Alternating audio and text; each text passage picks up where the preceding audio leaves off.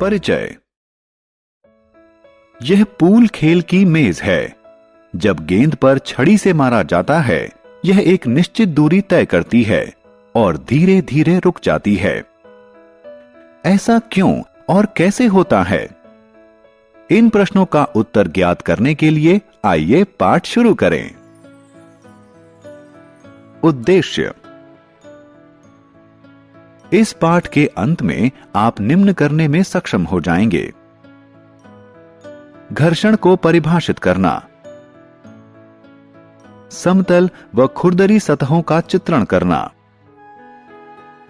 घर्षण के प्रकारों का वर्णन करना, घर्षण के फायदों और नुकसान की चर्चा करना, घर्षण कम या ज्यादा करने की विधियों का चित्रण करना, घर्षण बल। आइए हम अपने दैनिक जीवन से एक उदाहरण लेते हैं। सड़क पर साइकिल से चलते समय जब तक आप पैडल घुमाते हैं तब तक साइकिल चलती रहती है।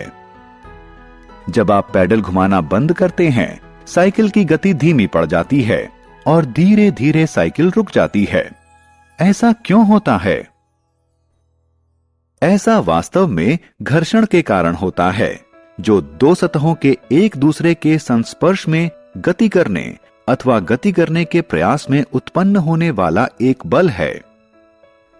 जब एक सतह दूसरी सतह के संस्पर्श में गति करती है अथवा गति करने का प्रयास करती है, तो घर्षण सदैव गति का अथवा गति करने के प्रयास का विरोध करता है।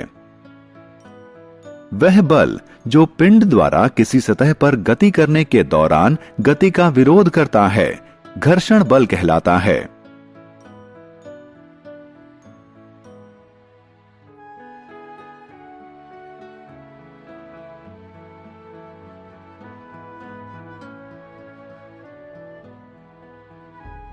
घर्षण निर्धारित करने वाले कारक। घर्षण दोनों सतहों की बनावट पर निर्भर करता है। घर्षण दोनों सतहों को एक साथ अपकर्षित करने वाले संस्पर्श बल की मात्रा पर भी निर्भर करता है। इसका सरल उत्तर यह है कि सड़क पर गति करते समय साइकिल के टायर सड़क की सतह के विरुद्ध रगड़ रहे होते हैं। जब दो सतहें एक दूसरे से रगड़ती हैं, तो दोनों पर एक बल लगता है। यह बल गति के विपरीत दिशा में लगता है। इस तरह यह बल गति को धीमा कर देता है और अंततः वस्तु को रोक देता है। घर्षण पर बनावट का प्रभाव। चित्र में एक गेंद समतल सतह पर गतिमान है और एक दूसरी वैसी ही गेंद खुरदरी सतह पर गतिमान है।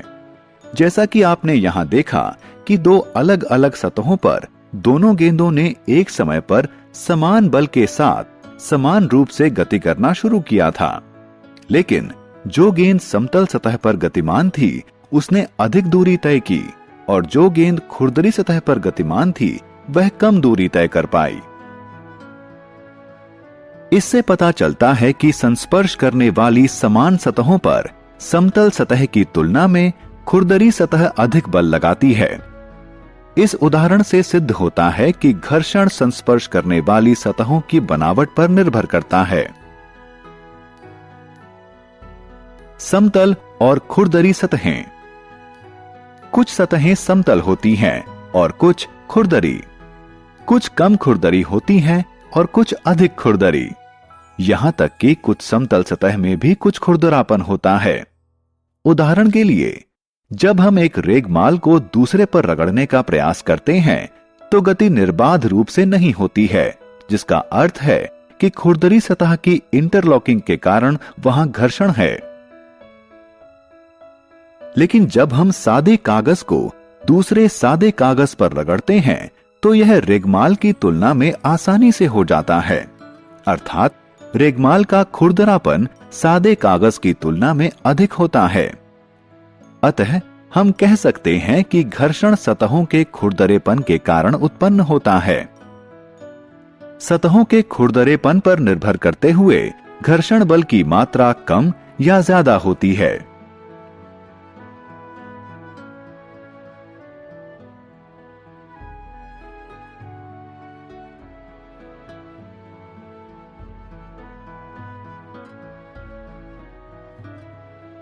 सारांश।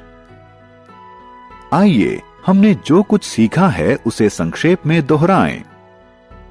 घर्षण वह बल है जो किसी पिंड द्वारा किसी सतह पर गति करने का विरोध करता है। घर्षण बल वह बल है जो किसी पिंड द्वारा दूसरे पिंड की सतह के संस्पर्श में की जाने वाली गति का विरोध करता है। घर्षण बल सतह की बनावट और संस्पर्श बल की मात्रा पर निर्भर करता है।